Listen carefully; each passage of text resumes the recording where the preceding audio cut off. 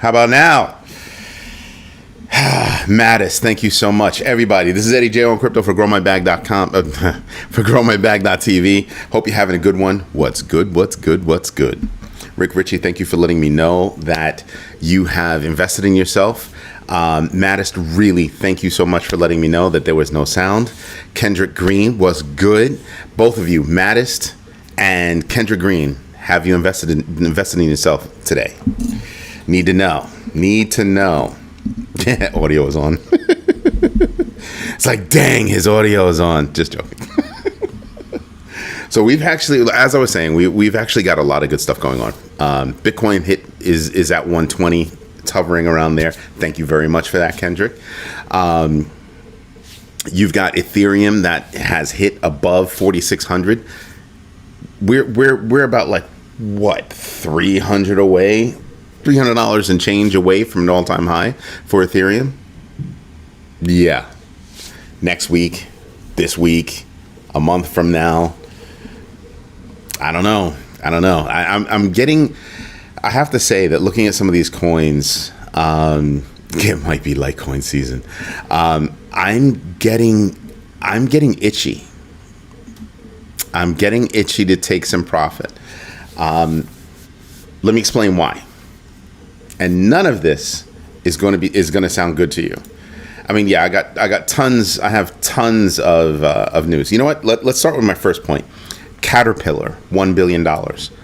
Ford is $29 million in the red over the past month.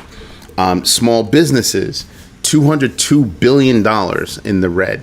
Goodyear says layoffs are going to continue. Toyota, the world's largest automaker, $3 billion in the red. Write-offs, whatever. And you sit back and you say to yourself, what's going on? Yeah, tariffs are slowly starting to kick in. The pain from from some of these tariffs have already started kicking in. And those are just some of the companies out there that are actually saying, hey, we're feeling pain. Yeah. So I'm sitting back and I'm looking at this and I'm just saying to myself, as much good news as that's going on right now, what are my thoughts? My thoughts are, I could wind up taking profit sooner than I would like, if you know what I mean. My thought process is, what I may do is start shaving, right? Shave some profits, see if we pull back, get in. Shave some profits, see if we pull back, get in. And then there'll come a point where I won't be able to play that game, right? Common sense. Because if I believe that we're going to hit 150 or Bitcoin's going to hit 150, then I can only play that game for a short period of time before I get caught out there taking profits when I thought I should have, and it continues to go up. So playing the market, playing timing, that's why it's only a little bit. Shave a little bit and play with that, right? Go back and forth. Or if I'm solid in my conviction, don't shave anything and keep my DCA strategy separately. Set up an intensive strategy separately from DCA. And then only take profit overall when I believe the market is going to tank. But I just gave you a reason that sits very heavy on my risk, within my risk framework. I mean, when you have companies taking hits like this, you've got companies that are, letting people go. If we're letting people go, then we have a bigger problem. None of that is too cute. None of that. Hold on, let me look down here. Before I answer anything, before I talk about anything, Mattis, you have to let me know if you've invested in yourself today. But I'm cautiously optimistic. But at the end of the day, Thank you. Yes. Okay. So I think crypto market is anticipating a big change in the market where the dollar is about to tank. The Fed is cutting. There's a problem with the Fed cutting now. If you look at the numbers, heck, I don't even have to do that. JP Morgan's David Kelly warned of a new inflation wave, projecting US CPI to exceed 3.5% by year end due to delayed tariff effects and upcoming tax refunds. Oops. Sometimes you can make the case for, decreasing rates. Okay. But we've been getting mixed signals from the numbers out there in so many different ways. Now we're seeing, jobs took a hit. And so the double-edged sword of jobs taking a hit that, we're losing jobs is you got to lower rates. Is that really going to help us? I mean, that's the other question, right? Is it worth taking the chance on lowering the rates that's supposedly supposed to help us? Help us do what? Is that going to help us with inflation? Is that going to help us with, what is that going to help us with? And I'm not trying to be funny. I'm just saying that, we've had so many things go on that I really want to understand.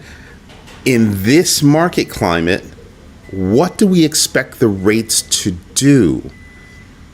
It's going to give businesses the ability to, get loans cheaper, right? But don't you have to lower the rates by a significant amount and not just the 25 basis points that, people are thinking? Does it justify lowering the rates 50 basis points? There are a lot of companies out there. There are a lot of advisors out there that are saying they're not expecting the rates to be cut this year. They're starting to change on it. Right? So, let's not forget that the new regime is threatening to sue Jerome Powell for not lowering the rates. There's that. If you keep thinking that somebody is going to flinch because you threaten them, that's going to lead into a problem. Now, I think Jerome Powell is strong enough that he's going to do what's right, even if it means that in this case, it means, I'm going to lower the rates. The question is, how much would he lower the rates by that would be worth it? Thank you, Rick Ritchie. I see you. It's not going to help us. I'm just reading, trying to catch up on comments and stuff.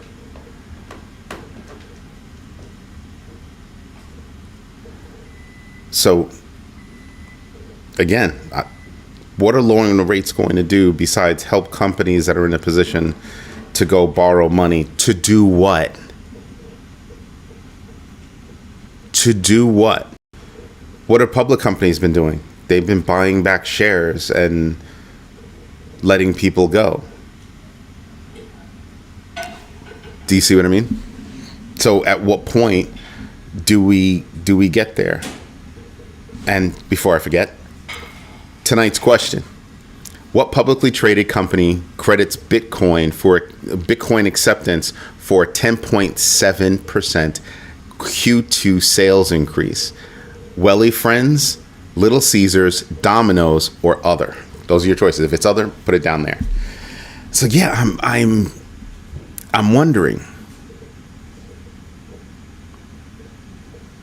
He really doesn't have a choice or look like a liar. I don't know that I agree with that.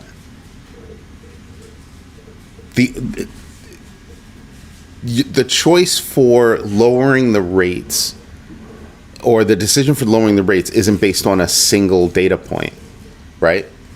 If you go by jobs, well, the jobs happened in the past, jobs went down, and you can kind of say to yourself, well, there was kind of a pattern there, right? There were 2 months that wildly missed. you have, because this is my argument for lowering the rates, by the way. You've got 2 months of jobs wildly missing what was expected. That says there could be a couple more months that those numbers miss as well. So you put that in your back pocket. And then you sit back and you kind of say, well, you know, I also know that Goodyear says they're going to have more layoffs. At some point, these big companies are having layoffs. I already know that smaller companies have already had layoffs. So I'm expecting even projected numbers going forward to take a dive. So there's my case for lowering the rates. Now, you can't lower the rates too much, right? Or else you have nothing left in the tank for when things really hit the fan. He said jobs were good, but inflation was coming in hot is why he wasn't cutting the rate. Well, now inflation is coming in hot. Do you understand? So you see the conflict? I can make a case on either side. Even JP Morgan thinks that it's going to, you know, that inflation is going to rise to 3.5% by the end of the year. When you stop and think about how big of a problem that is. Inflation was handled. And then the T word came out and wrecked the markets. Now you can say T word came out, wrecked the markets, dropped the markets 20%. Right? We've since made it back and then some. Made back that 20% and then some. Well, let me rephrase. Those that are in the market made their 20% back and then some, right? Those that are in the market. Why do I say that? Go do some research on how many people are actually in the market. Yeah, that'll do it for you.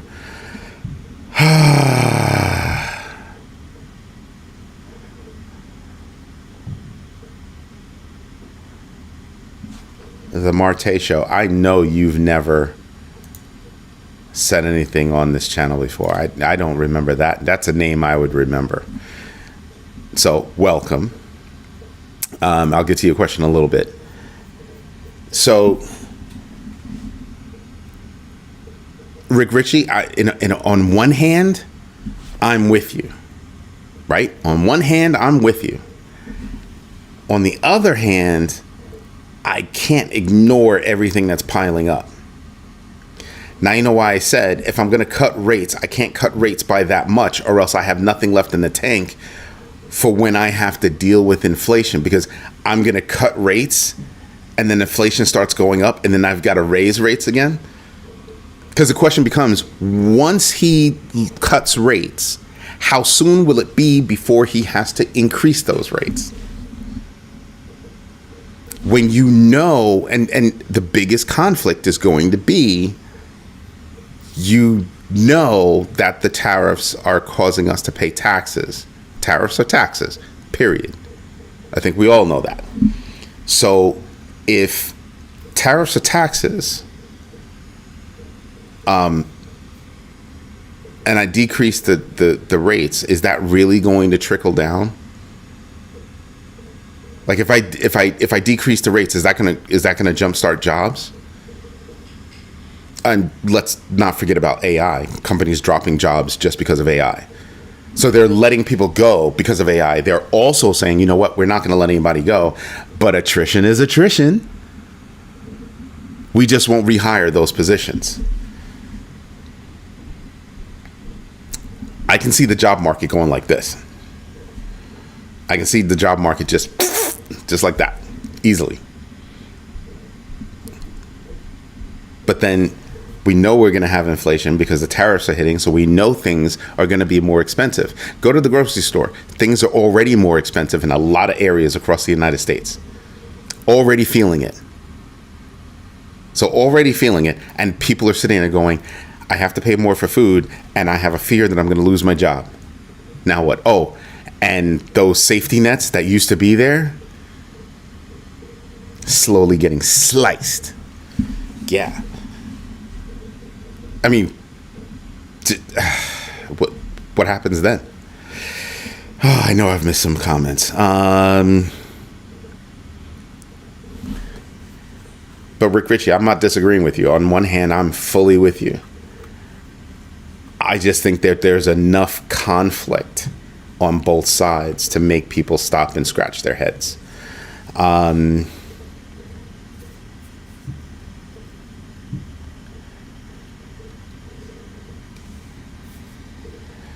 What's up, Lieutenant? Have you invested in yourself today?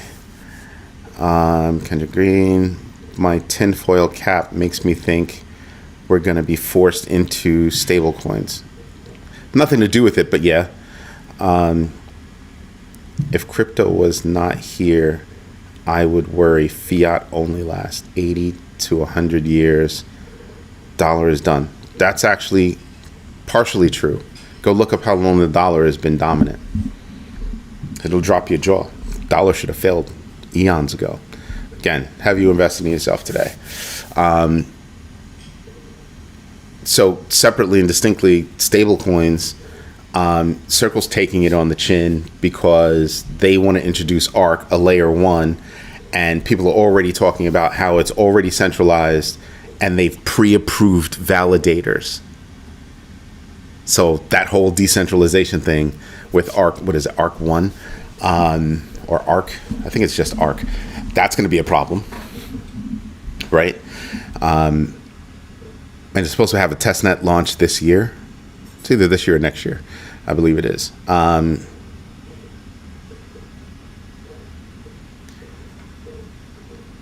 Don't think about the number of people that hold crypto. Go think about the number of people that are in the market, that, like in the stock market. So when you say the market's going down, the market's going up, who's able to afford to play in the market? That number will be surprising to you. Because you'll take that number and you'll in the United States and you'll look at everybody else in the United States and you'll be like, damn. Yeah, that's the oh shit moment. Excuse my language, but yeah. That's the moment that you'll sit there and you'll kind of be like, that's not cute. So I was all for September rate cuts. And then I'm listening to this guy, David Kelly from JP Morgan, and I'm like, wow, he's got a really strong case. He's got a really strong case. And you've got to think about this. To go from where we are now to 3.5, that's going to have a certain amount of momentum in the wrong direction. So 3.5 by the end of the year still leads to continued momentum into the following year. And you've got to ask yourself, who's going to always be winning? And then, of course, you know, my risk framework still has, I don't know, insurance has a problem, real estate has a problem. Yeah, I have issues with that.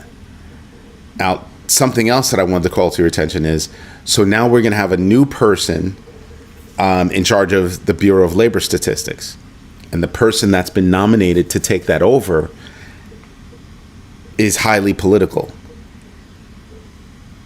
Like, highly political. Forget about whatever side, just highly political. Just take that. Where that BLS position and certain of these positions within the government are supposed to be apolitical. And so you have to wonder about trust in the numbers.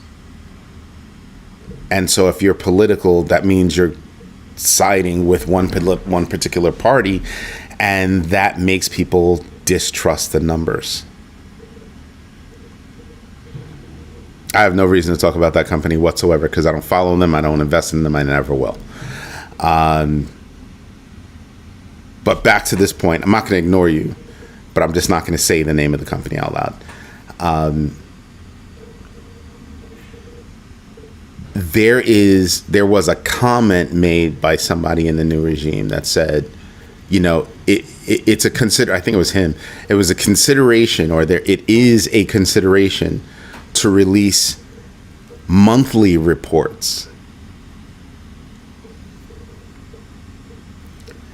What happens if the Bureau of Labor Statistics only releases monthly reports? Delayed economic insights, increased uncertainty and volatility, limitations in understanding short-term trends. What jobs are hiring, what jobs are not. See what I mean? The amount of unemployment right now, which means that economists wouldn't be able to make any judgment calls, which also means that economists, chief risk officers, chief investment officers. Yeah, that's right. You see where this is going. So that whole chunk about jobs, if that were to happen, would only be once a month. Yeah, that takes a lot. Reduced transparency and accountability.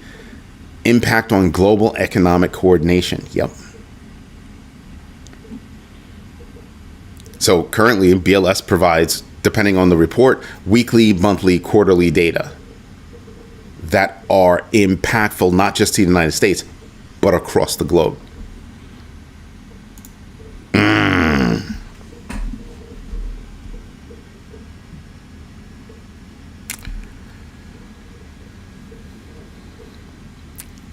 So we have a lot of things that are happening right now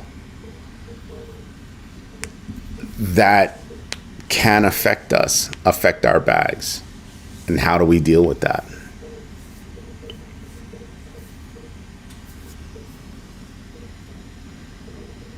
Every time something happens that requires people's attention to be diverted, it's a move on our bags. Not a move on the wealthy bags, not a move on, institutional bags, but a hit on everybody else's bag. Yet, still haven't heard any plan about the debt. That other thing that's just over there in the corner, bigger than I am. Now, I'm not small, 6'3", about 300 plus pounds. So that thing in the corner is bigger than me. $38 trillion worth of bigger than me. We still have no plan. Our plan is to increase the debt. The new regime is bragging about how much money we've made. They even came out and said we made trillions from this. Didn't make trillions. Did not make trillions. Billions, yes. But where did those billions come from? The people down here, not the people in the companies up here. So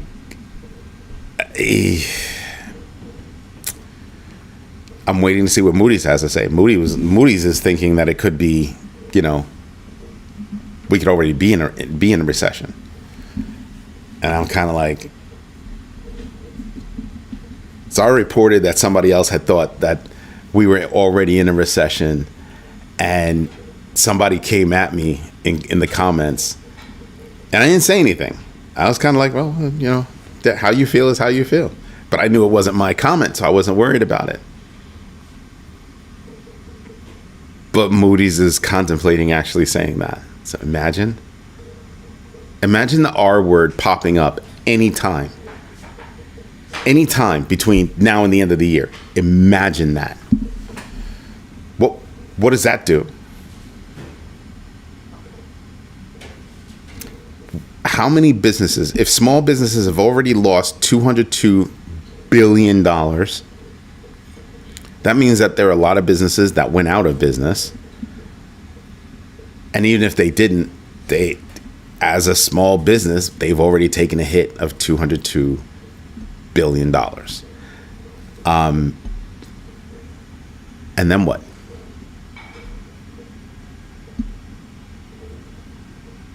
What's the plan? The plan can't only be, well, Powell's got to lower rates. Okay, run with this. Powell says, bet, you want me to lower rates? Here's your 25 basis points. And then somebody will say, oh, that wasn't enough. It wasn't enough of an argument.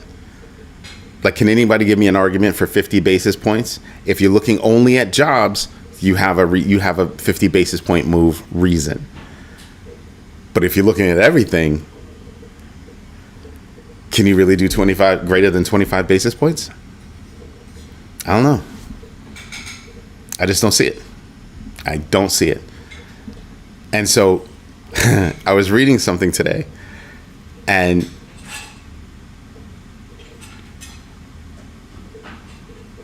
if they don't drop the rate, they could default. Yes, that's another reason to drop the rate.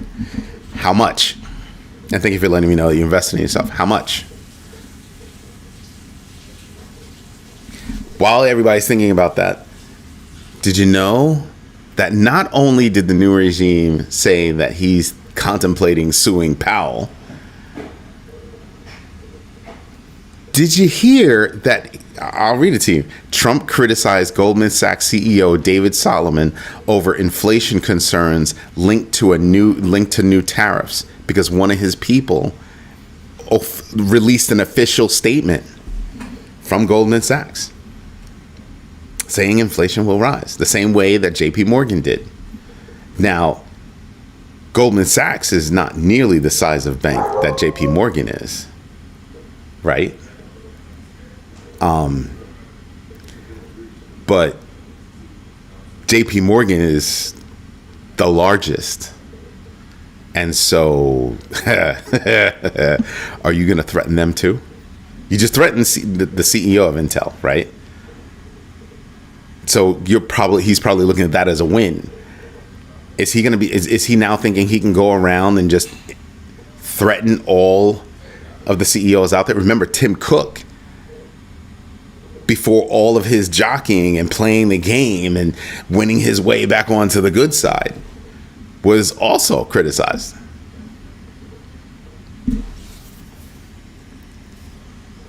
What are we doing with our economy? Every time I turn around, there's something else going after the economy. That's not going to happen. It's not in the books. That's a wish and a dream. It's a pipe dream. I hear you. Don't necessarily disagree. But that would also mean that we should have taken our money and invested in companies to begin with, right? Invested in industries, whatever it was, right? You just extorted money out of AMD and NVIDIA. Here's an idea. Why don't you work with solar companies, investing in those? We need the energy. It's a win-win, right? Without twisting arms. Isn't that it? We're stuck on fossil fuels. Drill, baby, drill. Are you kidding me? There were only but so many dinosaurs. I'm just saying. It's not infinite. Over the next few years, we're going to need more power than we produce. We're going to need more power every day than we produce.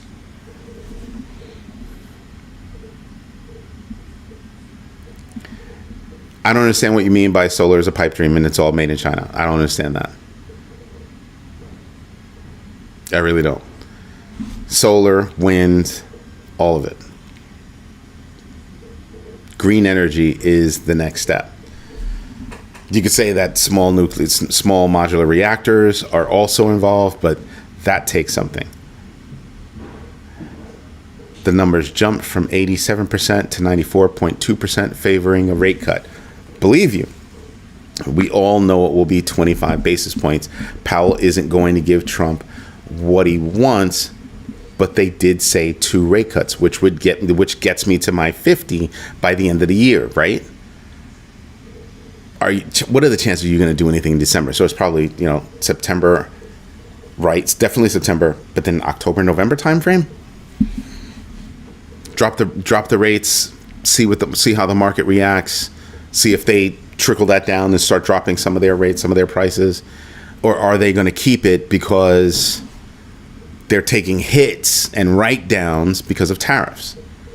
Math's not mathing for me. And again, I'm with you. I was calling for a September rate cut weeks ago. Like I was like, yeah, no, September. That's on the books. That's done. That's done. I hope he does keep it to 25 basis points. Because again, my fear is he's going to cut. You can't go too much in either direction right now, because you cut too much, you have no place to go when you really need it. US makes almost no batteries, inverters, charge controllers. Okay, but what's that got to do with anything? We still have to deploy all of that to produce energy. I don't understand where you're going with that. I really don't. I understand what you're saying, but I don't understand where you're going with it. Oh, it's all made in China. So what? Still necessary.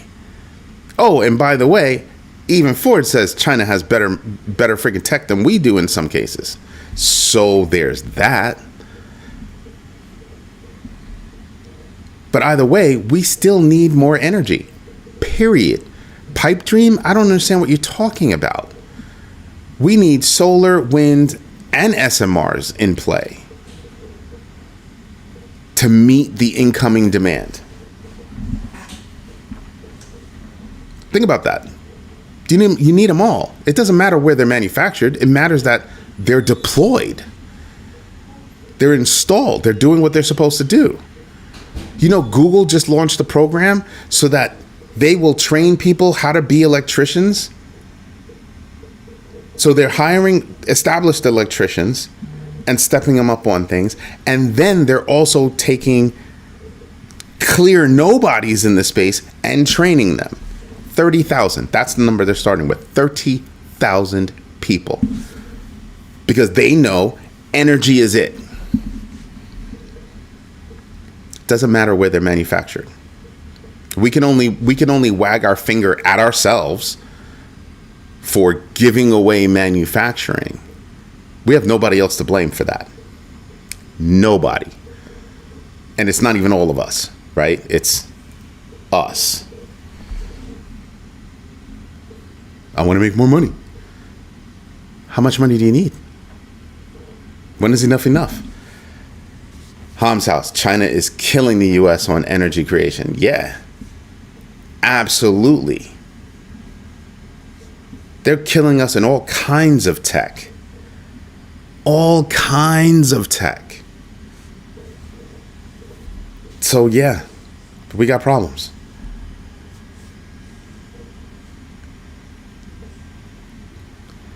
No, nobody's talking about us losing write-offs and stuff like that for that. I'm talking about pure energy. From a pure energy perspective, just think about the energy. Forget about all those other numbers. I'm not saying you're wrong. Forget about those numbers. The energy. We do not produce, as a country, we do not produce enough energy. Period.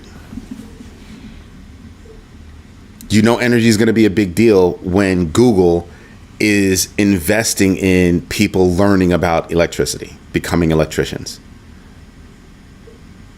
Mic drop right there. They have nothing to do with it other than they own data centers.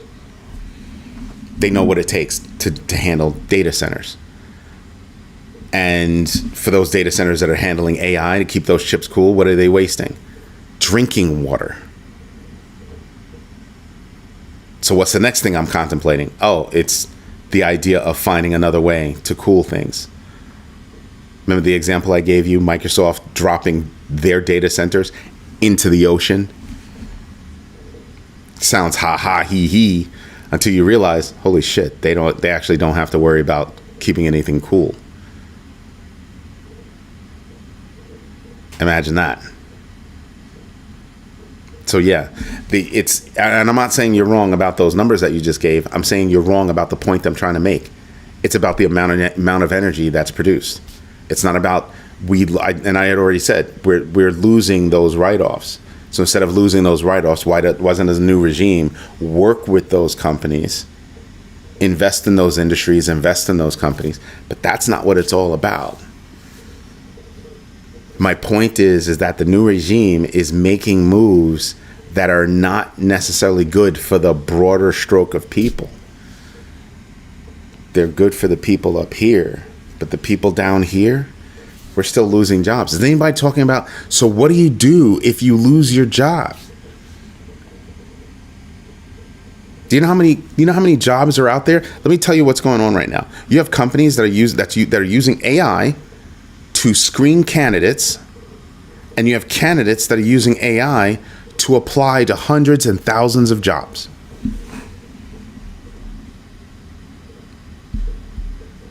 They don't get a call back.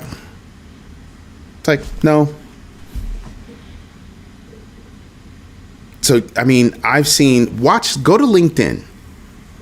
Go to LinkedIn and do a search for jobs in general, but only listed within the past 24 hours, one day, past 24 hours.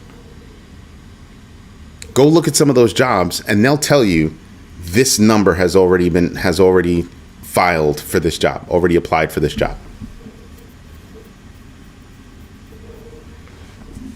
I literally watch as jobs get dropped right there on the spot.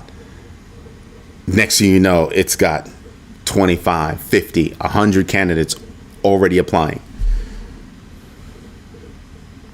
Hum's House, it is the problem. We do need green energy. I don't know if you guys remember, but I told you I have a friend who's a partner in a venture capital firm, and they specialize in freaking energy. And he's like, oh God, it's booming.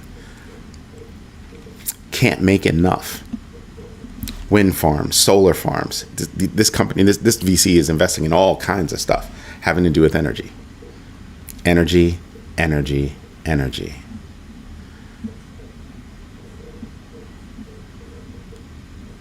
Next one up is waterworks.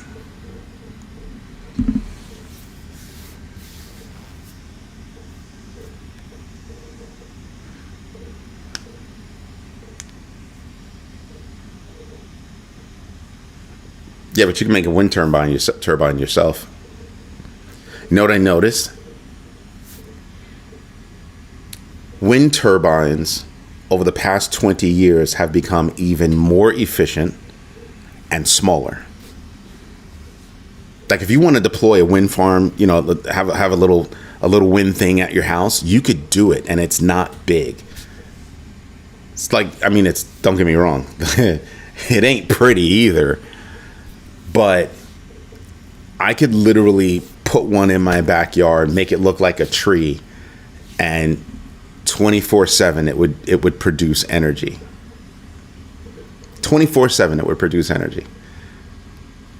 Because where I live, we constant wind, breeze. I'd say breeze. You think nothing's blowing, but you hold up a feather and you can see it. And those turbines would just catch that and produce energy. So imagine. And we need green energy. We need renewable energy. It's a big deal. We're missing out on a lot. I have a ton of news about companies that are making money. There's an opportunity with Monero because it's fallen over the past couple of days, 25%, because people think that it can be, hit with a 51% hack. So people are like, oh my God, because Cubics is taking over hash rate and that kind of stuff. I think it's FUD. So I'm like, oh, let me see if I can go buy some more Monero. Right? That's what I've been doing. And D Bluey, thank you for letting me know you invested in yourself today. So yeah, I sit back and I look at this and I kind of go, holy moly, this is some crazy stuff.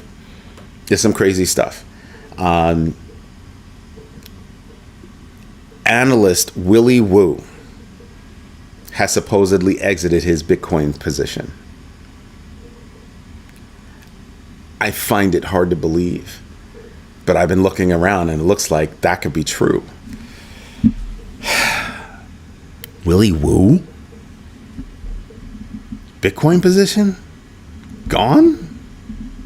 Really? What are you selling? What are you seeing, Willie? What are you seeing? citing bearish divergences similar to 2013 and a whale phase dominated by high net worth investors, with Bitcoin trading at 119 and change amid ongoing retail inflow management by institutions. He's just like, yeah, it's not the right environment for me. That's what he's saying.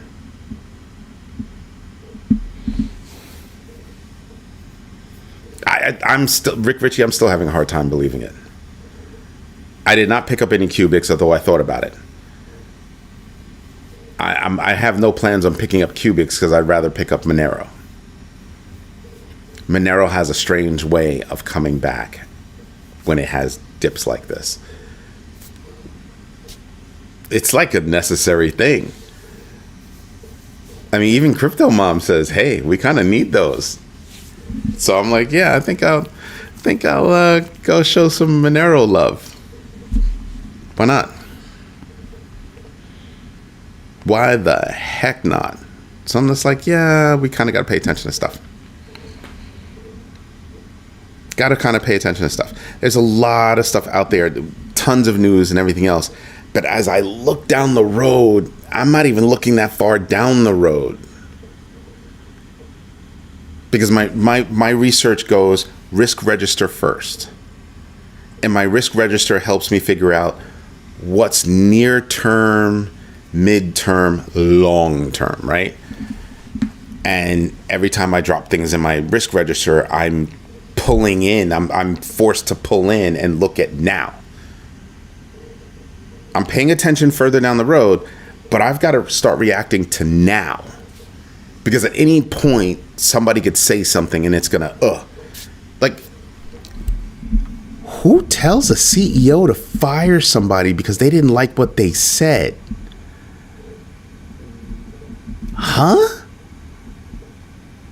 Who says they're going to sue the Fed chair? What?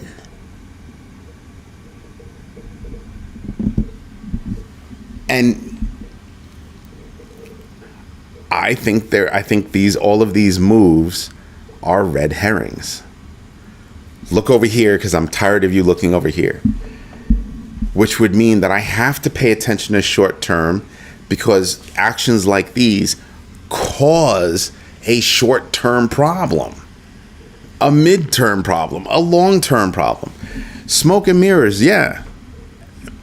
I'm going to tell you something. I don't even care what party it is. Dems, Republican, I don't care. The actions are telling me I have to pay attention here, which gives me more work to do because I still have to look down there.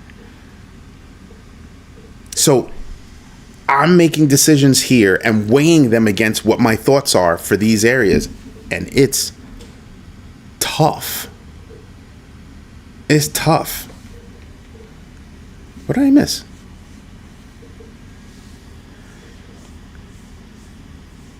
Oh, yeah, that's what I missed right there. It's right there. I almost read right by it. Yeah. Titans of Wall Street was what? And then so you save, you save the economy and you still get a finger wagged at you? What? Okay, Good job. Good job. Now, yeah, Ham's house, are you serious with that comment? Are you serious with that comment? Link always looks good, sir. But seriously, if you watch the Titans of Wall Street, I asked you guys to watch it. There's so much history there. And you look at that series covered two times when the market screwed itself. 2 times when the market screwed itself. Greed and ego, right? Twice, both times, greed and ego. What happened in 2008? Wasn't that greed and ego? Wasn't that greed and ego? And yeah, JP Morgan was the man. I mean, to look at your father and be like, yeah, I'm going to help you out, Dad. But seriously, don't freaking tell me about that anymore. Look where it got you. Let me do my thing, okay? This is my world now. Let me do my thing. Imagine. Imagine. Imagine. So you start to think about like how all this happens.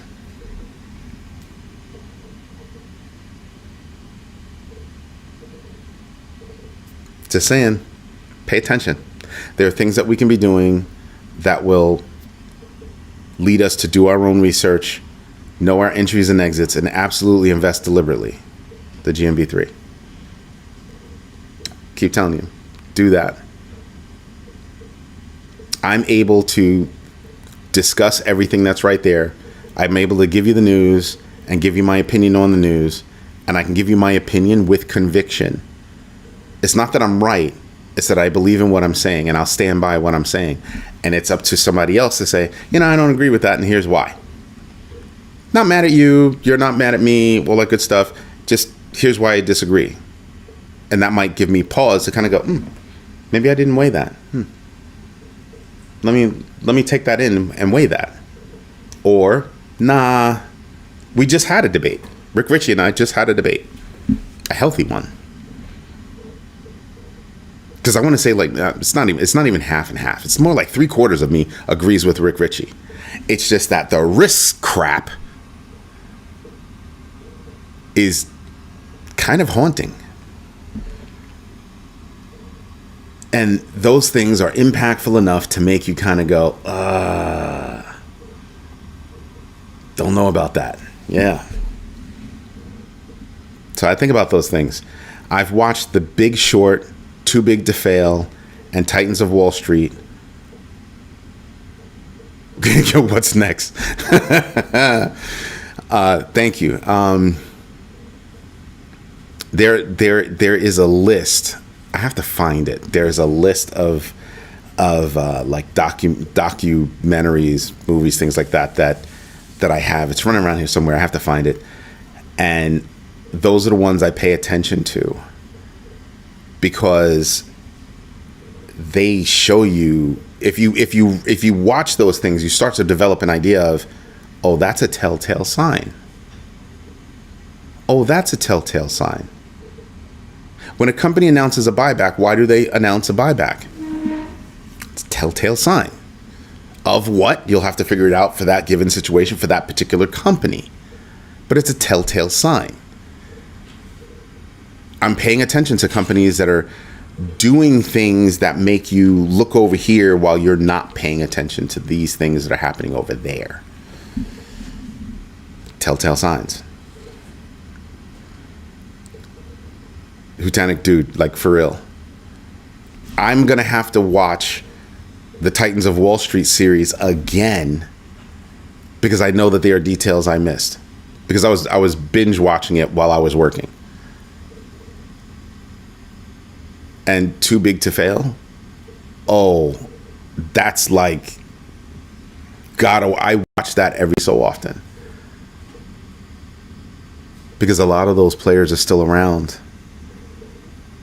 Paulson is still running around talking about financials and stuff. Hank Paulson, yeah. No, I don't watch Wall Street. It's a single story. There's no interweaving or anything else. That it's one man's thought process. I could care less. I think the piece that he had in Titans of Wall Street was good enough. That's all you needed. All done. Didn't need anything else. Mr. Ivan Boesky, whatever. Greed is good. Yeah, whatever. You know what I mean? You want to know one of the most powerful things that I got from that series? It'll probably make you laugh. Joe Kennedy. It was Joe Kennedy. JP Morgan, yep. Badass. Obvious. There's certain people in there, obvious. But Joe Kennedy, not so obvious. Not so obvious. That whole idea of, when the Shoe Shine Boys is giving you stock advice. Yeah. Time to get out. And you start to realize, holy moly. You could look at the butterfly effect from all of that and see where everything goes, see how it all happens. But I'm looking at all of it and connecting the dots and looking at everything. And the only thing that I want to do is look for telltale signs. What was it that we could see that was leading us to this downfall? What was it? And that's what I look for. Those are the lessons I'm trying to snatch. Not the situation itself, but the telltale signs that the situation was coming. Greed is always mixed in. Where's the ego? And you want to know something else? I'm not looking for mistakes.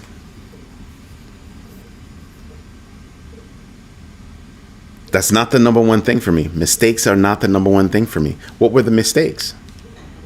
Don't care. What were the telltale signs?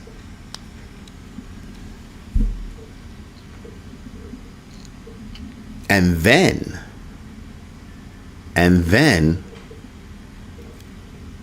how do leaders handle things under pressure? Oof. That one right there. Grace under fire. Standing in the middle of it.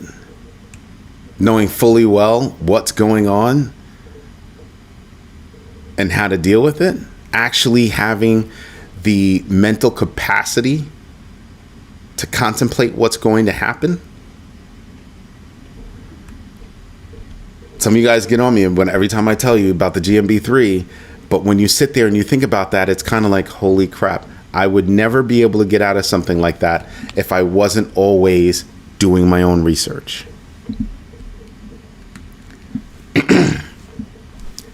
Knowing my exits, my entries and exits.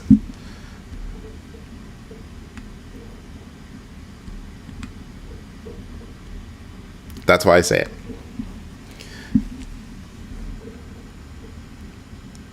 When the Shoe Shine Boy recommends a crypto, it's time to get out. Yeah, that'd be the crypto I'm not buying. Hey kid, here's a tip. Go get this. You'll be happy. That's not what Joe Kennedy did. Joe Kennedy was like, here's some money. Don't spend it on anything. Go put it away. Go invest it. Walk away. Yeah.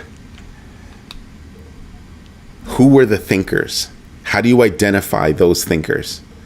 What are they doing? For example, yes, dry powder too. For example, is Willy Woo a thinker? Is he seeing something that the rest of us just are not seeing?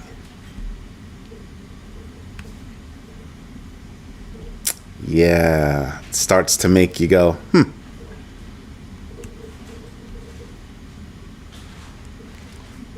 If there's if there's a stock market drop, do you think all that money is running in crypto? Where's it going to run?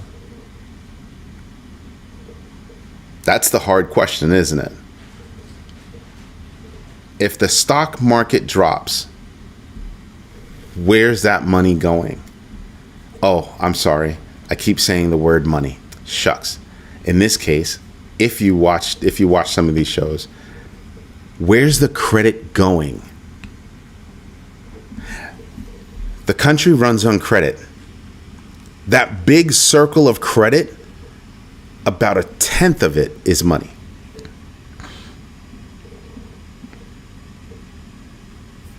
Here's a circle of credit that people think is money.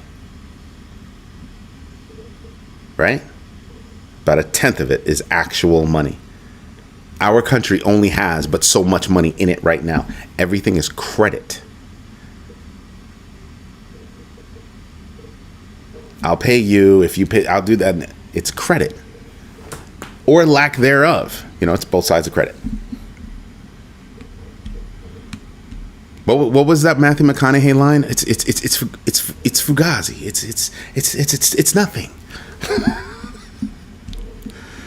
Except this kind of nothing can blow away your nest egg, blow away your future. Do your own research, know your entries and exits, and absolutely invest deliberately. I have 13 news articles. We've covered more than half. We've covered 9 of them.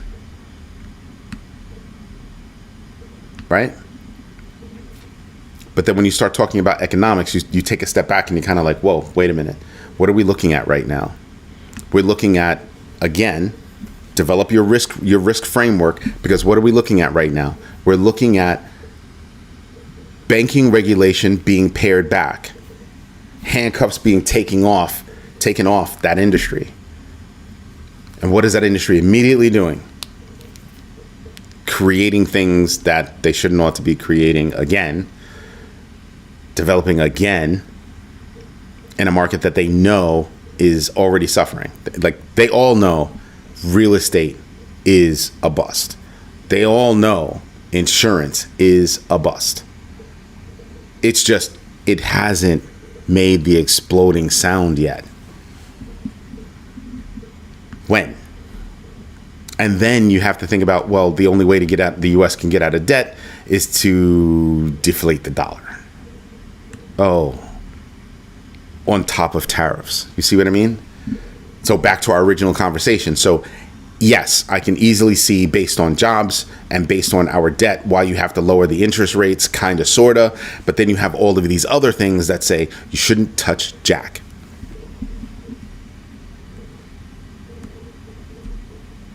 Think about that. Don't move anything. Don't touch anything. All the trials and tribulations that we've gone through because of the new regime have put us in this situation. And the situation isn't just going to have an effect now. All the effects from the tariffs have only begun. They haven't fully kicked in yet. I told you before, I don't think it's going to be a fiat that replaces the dollar. I think it's going to wind up being crypto at some point. But right now, if you really stop and think about it, China's really stepping up with the yuan. But you're right. What fiat is actually in position to replace the dollar? The dollar's going to fall. And Hutanik, your statement right now totally goes completely reverse of what you said earlier. Off topic.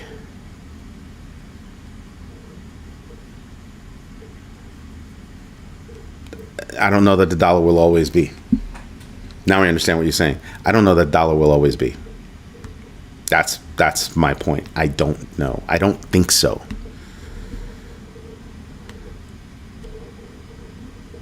Right? Maybe technically it will always be. It'll be worth, it'll be worth shells. Shells still are things, but they're not money anymore.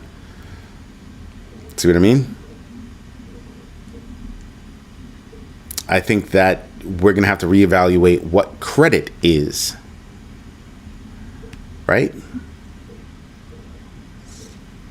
What is credit? How much credit is there going to be? Because, the credit rating agencies are bogus.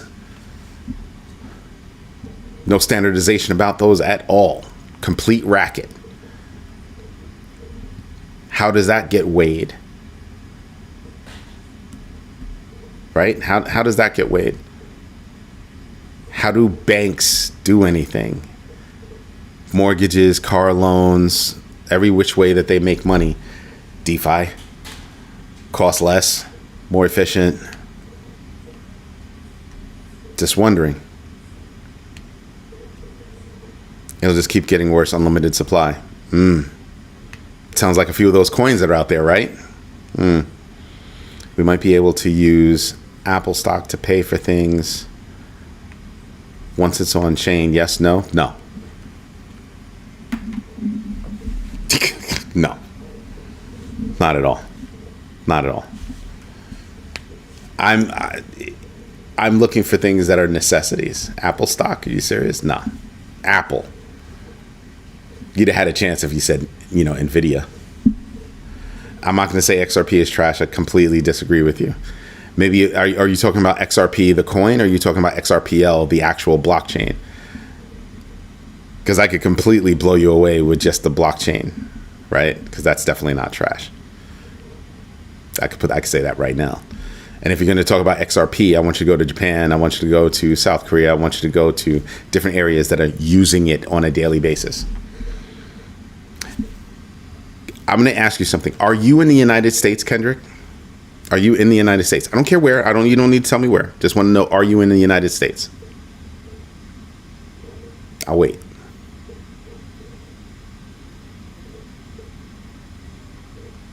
Come on, I know you heard me.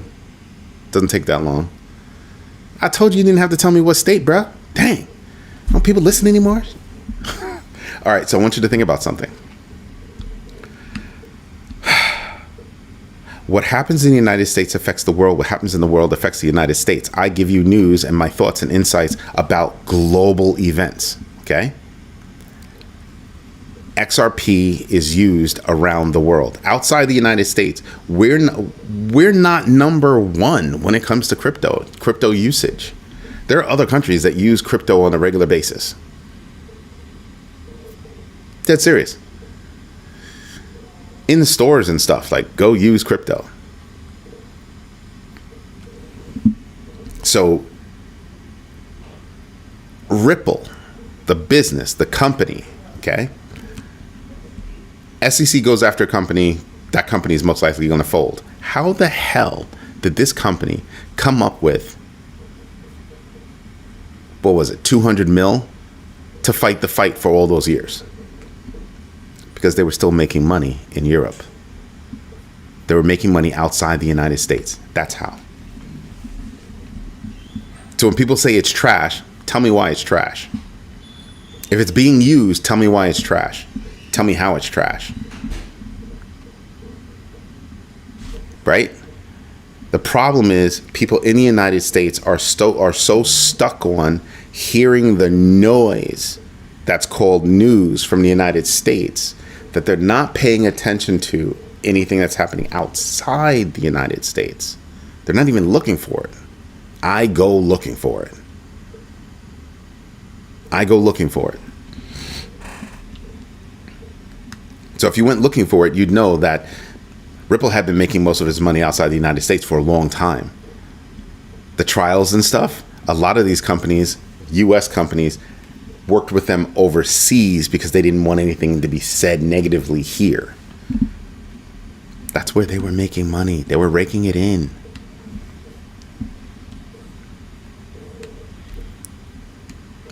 Okay, unlimited supply. Okay. Some coins have unlimited supply and some coins don't. I don't have an issue with either one. There are reasons for both. There are reasons for both. What coins do you have that have limited supply? Do all of the coins you own have limited supply? Okay, here's a better question. Is Ethereum a limited supply?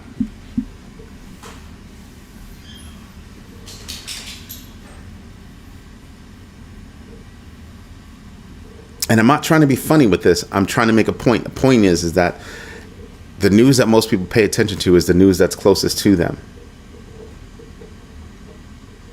When in a lot of cases, the news that's farthest away or furthest away can affect them even more.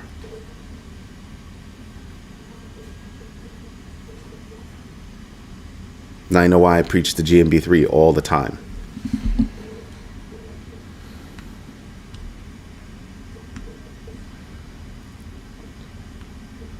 Okay, ETH is overvalued. Run with that. It's still number 2. XRP is still number 3. See where I'm going? You could be right. Let's say you're right. When does that actually play out? When does that hit? It'll be a while. It'll be a while. Anyway, everybody, this is Eddie J on crypto for growmybag.tv. Here's the answer to tonight's question. What publicly traded company credits Bitcoin acceptance for a 10.7% Q2 sales increase? Q2 sales that surpassed McDonald's, surpassed Domino's. So it wasn't Domino's, wasn't Little Caesars, wasn't Welly Friends. You know who Welly Friends is? That's the Shiba Inu restaurant. Just threw that in there just to be a jerk. Other. Rick Ritchie was correct. Steak and Shake.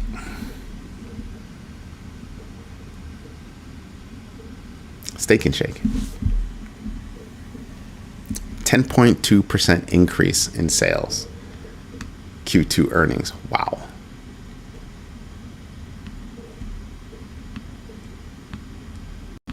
Wow.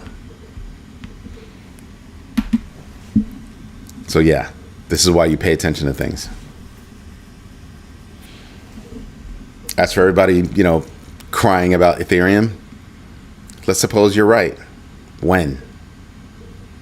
No more questions. It's 9:07. I'm done. I have to get up early tomorrow morning show. The Crypto Daily will be at 5:30 a.m.